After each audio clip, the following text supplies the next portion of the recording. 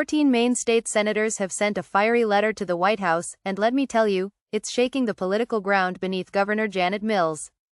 Why? They're calling her out for what they see as a dangerous push to keep trans inclusion alive in girls' athletics. But this isn't just another political squabble. This is turning into a full-blown national showdown, with federal funding, civil rights laws, and even the Department of Justice now involved. So what exactly is going on in Maine? Let's start with the basics. The U.S. Department of Agriculture recently froze funding to Maine. Yep, froze it. And now, the Department of Justice has been called in to look at possible violations of federal law. The spark? The continued participation of transgender athletes in girls' sports. The senators didn't mince words in their letter. They straight up blamed Governor Janet Mills for ignoring Title IX, the landmark federal law designed to protect women and girls in educational programs and activities.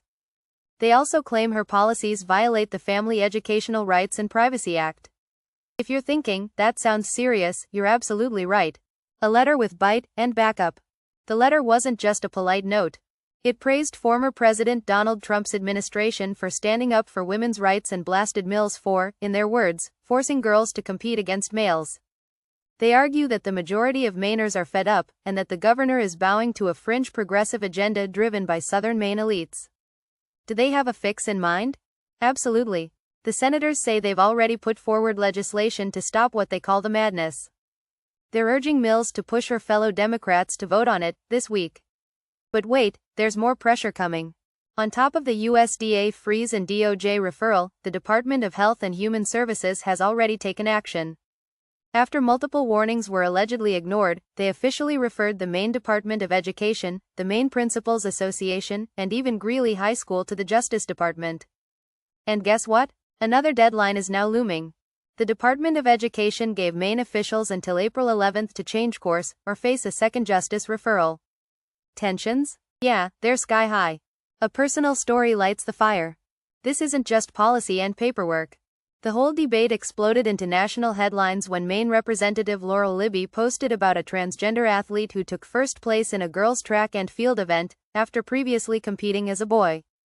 That post caught fire online, sparking debate from coast to coast. But it also sparked backlash.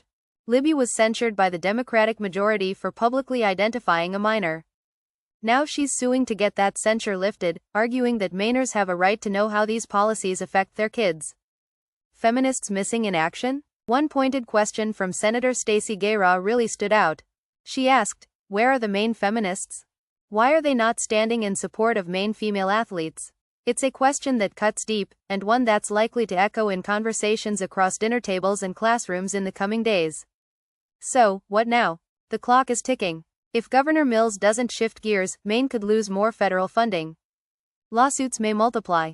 The Justice Department might step in again. And the political fight will only get nastier.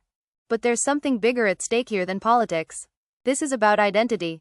About fairness. About who gets to compete, and who makes the rules. And whether you agree with the senators or not, one thing's for sure, this battle is far from over. Stay tuned.